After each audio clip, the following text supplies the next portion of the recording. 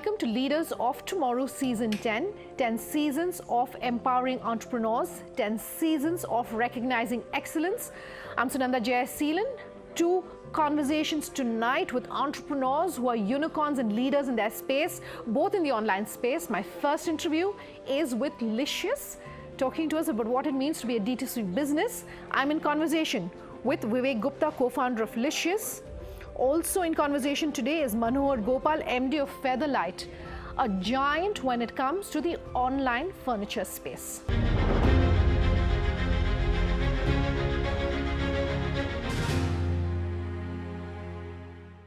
Here's a slice of a conversation that I did with India's first D2C unicorn, talking to us about everything to do with the frozen meat and the meat industry, why there's so much potential for growth in the country, his advice for small businesses, as well as what growth is looking like for them.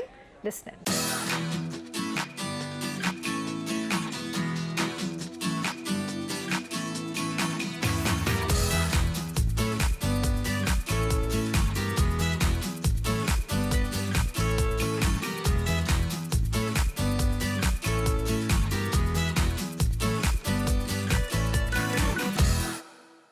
Vivek, so good having you here on the Leaders of Tomorrow.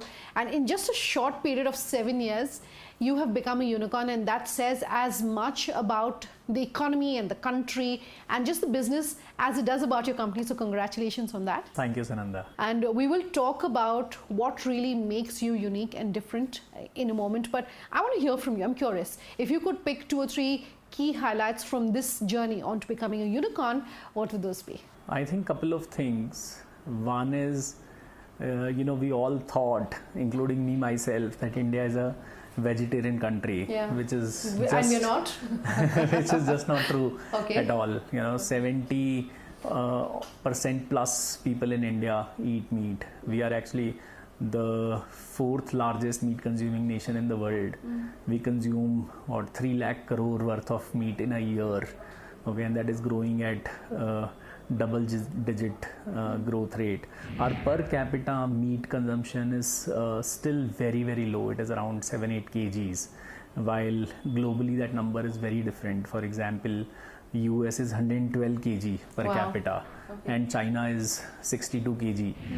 50 years ago, China was also at 4 kg. So there's a direct correlation. When a country starts growing, we start consuming more meat because this is maybe the cheapest source of protein, and 80% of Indians are protein deficient. So this sector has, in my view, has just started growing because India has started evolving now. So such a large, massive market, and nothing has been done in that market. Yeah, so exactly. Obviously, that's... And I'm going to come to that. Why has it taken so long for players like, for this market to really get organized? I don't know how much honest I can be, but I think just our hypocrisy, cultural hypocrisy of looking at few sectors like that. So let's look at sanitary pads. Let's look at condoms. Let's look at alcohol. I think all these sectors have always paid the price of our view. As the country we are. And India is, I think, land of food. I think food is a religion here. And that country, meat has been devoid from any kind of progress. And when we just ignited it, and a unicorn is born. So I don't think unicorn is the end of the journey. It is just a start of journey.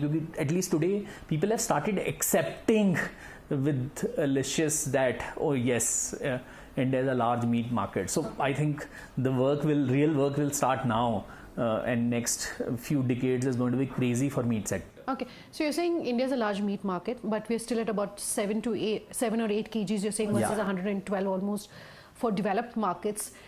Where is that gap? Is it because of the cost? And are players like yourself then helping to sort of rationalize these costs, helping to rationalize also the taste?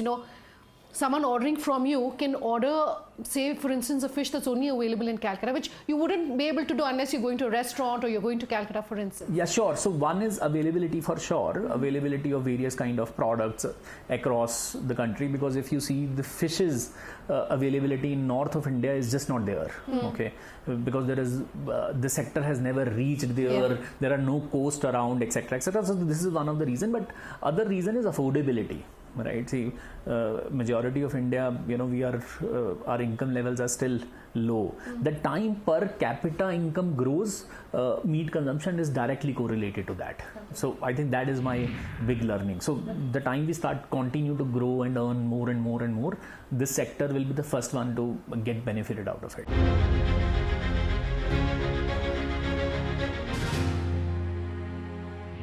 So let's talk about some of your other big learnings that you've had, and if you can call out through this interview some of the big trends that you as an entrepreneur in this space have seen and want for our entrepreneurs, who are going to be watching this interview to understand. First and foremost, you are one of the few or the only D2C unicorn in India. What have your learnings been in D2C as a market? How is that going to change? So, I think if you take a look back, see, India has always been accepting innovations by large companies which are done for global, right? So, there is no specific innovation of products which is done for Indian consumption style. For example, I'll tell you, India has never, consumed frozen food. All kind of frozen food has never scaled the way it has scaled in West. So we like fresh. If, for example, we have never accepted in large format, long shelf life milk. Yeah. Okay, we always wanted, somebody to come home, deliver milk every day. Milk the cow in front of you. Right. Yes. So if Amul has cracked that, which can get delivered to you every day, that is what is a real innovation for Indian consumption pattern. Okay. Sure. So I think that is one big learning, and at Licious we never even attempted to solve it in a frozen format. Okay. So a lot of investors, for example, asked that give us an example of a fresh meat company which has scaled globally. Okay. And we were struggling to find some examples in US, while China, Korea, Japan has examples like that.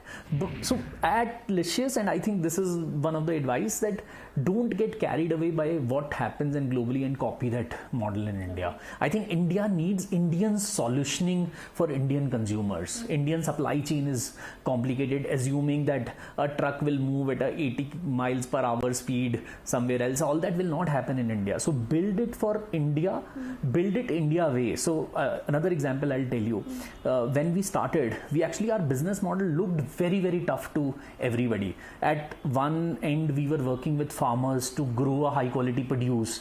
Then we had to set up our own processing center. Okay. And there was no example of processing in meat.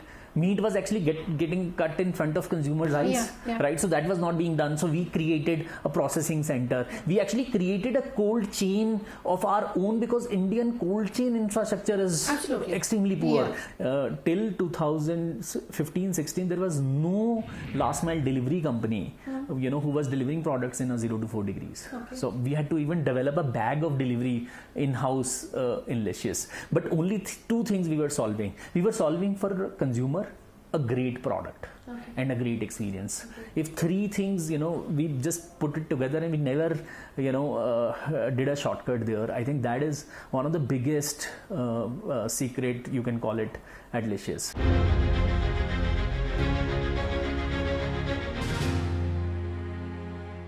So, you're talking about all the challenges, if I can call it that, of the domestic market.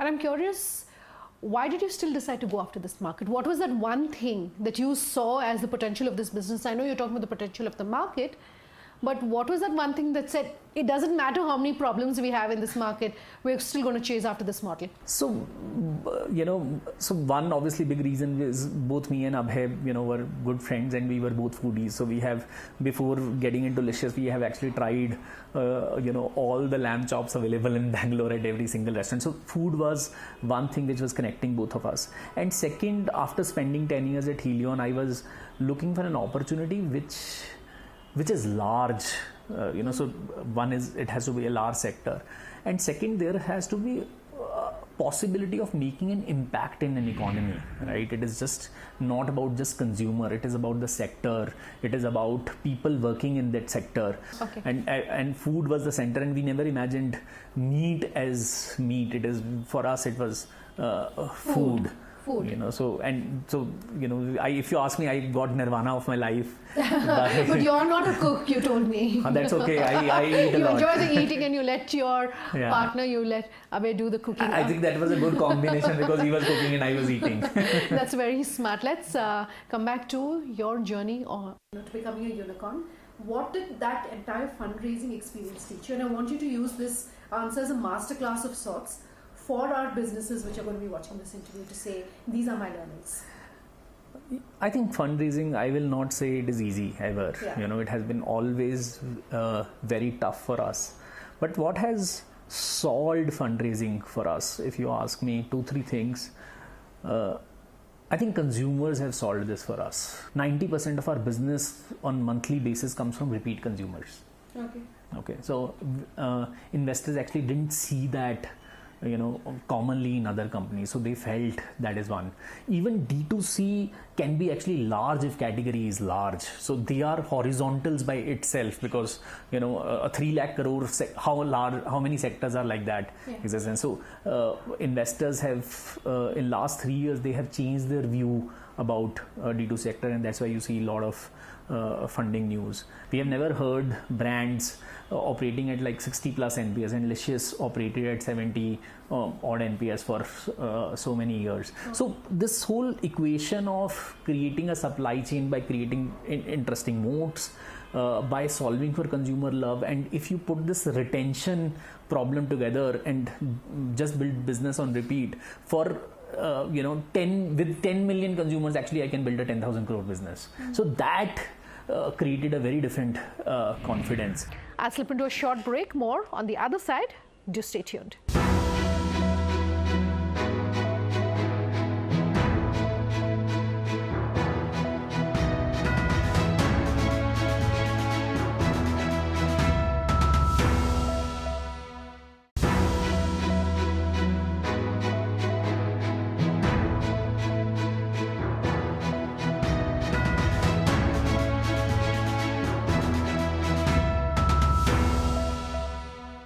Welcome back with us here on Leaders of Tomorrow. Tonight in the hot seat, our second entrepreneur, someone who needs no introduction, Featherlite.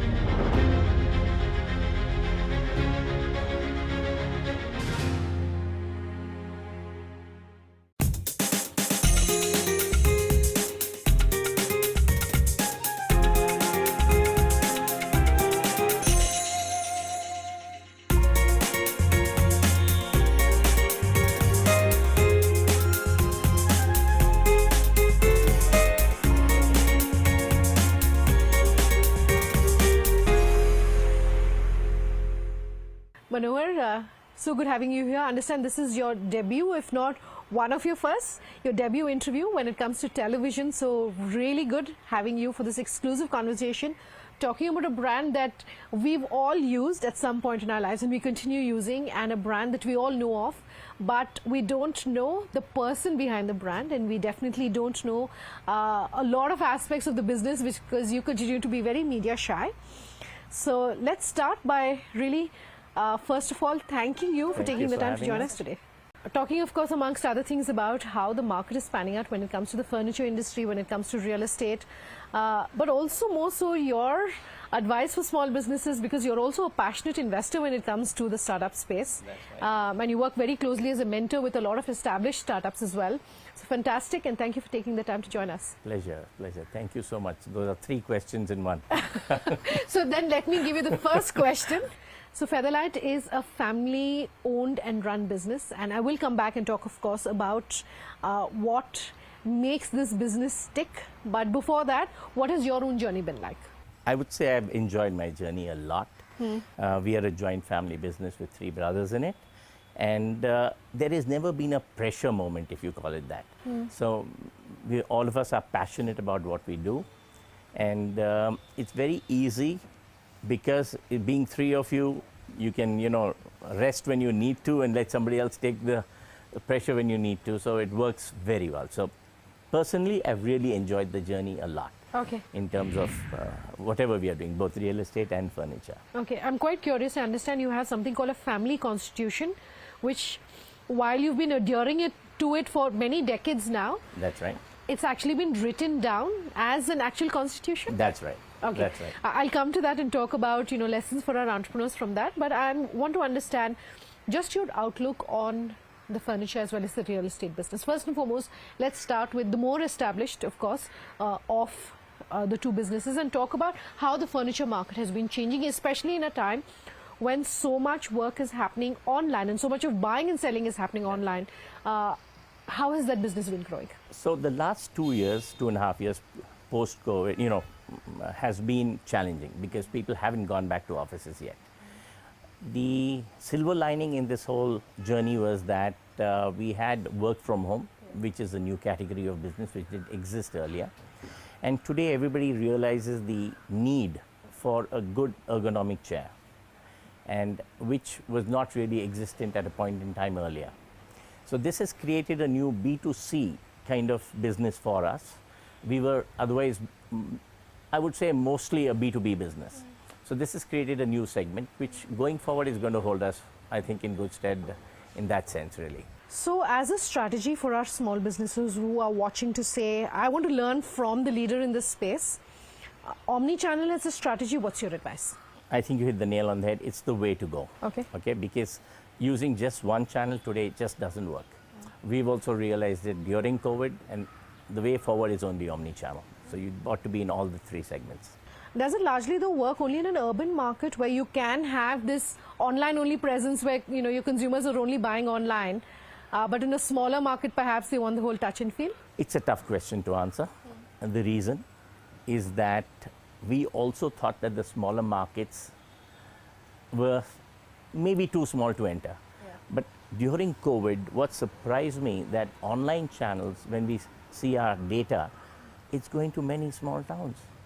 So it's surprising that the people there recognize the brand, want better products for themselves, are willing to spend. Sometimes I find that the spend from a small town is more than the spend from a larger town in terms of per product purchase, which really shocked us, really. So, you got to be everywhere. For the larger offices, it's the metros.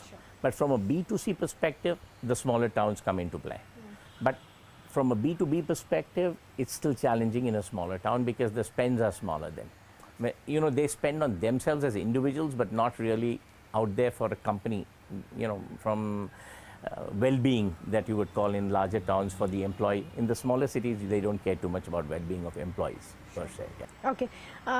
Another thing that COVID also put the focus on, of course, was the spaces that we are all working out of, because a lot of people are, of course, working from home. So I want to talk about the real estate market. First and foremost, if you can call out what your view is as far as the real estate market is concerned, and talk to us about the work that Featherlite itself is doing. Okay. So we normally do commercial real estate. Yeah. And for residential real estate, we've partnered with Prestige at a point in time. Even presently, we're doing a JD with them. What I find, but as a market, is that people are now looking for slightly larger homes. Okay. Gone is that 1 bedroom, 2 bedroom small. The sizes will still remain small, but they want to add 1 extra room today because of work from home. So people are looking for that extra room, willing to spend that little extra, and work from home is here to stay. Though I like what Elon Musk just said, come back to office because that helps my business. Yeah. But it's going to happen sooner than later. I think people will go back to work because I find my efficiency being a lot better in office than it's at home. But there are some segments that are going to stay at home. Okay. So has that had any impact, that people going back to offices now as far as your furniture business is concerned? We can see that our numbers will now come back to pre-COVID level. Okay, the last 2 years, like I said, was challenging because the office just hadn't opened. Yeah. The benefit we now have is that India wants to buy Indian product, which is a change. The freight from China has become pretty expensive, and people are now investing a lot more back into the industry. People like us, last 2 years, we've invested a lot more in our factory than we had done for the previous 2 years. So we find that the game will play out now at a much faster pace than it's ever done before. Okay. Another thing that I find quite interesting about your business model, Manohar, is the fact that you're completely debt-free. That's it. So as a philosophy, why do you have that, and how do you manage to maintain that for an entrepreneur who's saying, how should I, for instance, for working capital or for expansion, investment in plant and machinery, I'm looking for funding. How do you manage that? Okay, so let me say that we've been fortunate. Yeah. Okay. Early days, every rupee that we made in the late 90s was invested into real estate. Okay. Real estate, the payback in terms of land and whatever we invested in has been multiple X, in the startup language. So that's something that delivered without actually working for it. Okay. So it's helped us stay debt free, and as a family we've decided that we want to stay debt free.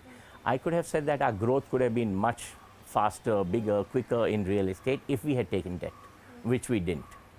But having said that, we are very happy where we are. We don't have a worry.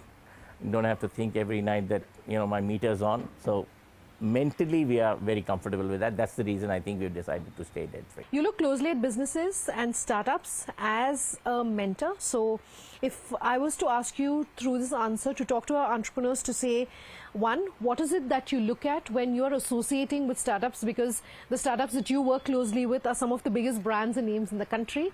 And second, if you were to also say, these are the things that I look for in a successful startup, what would that be?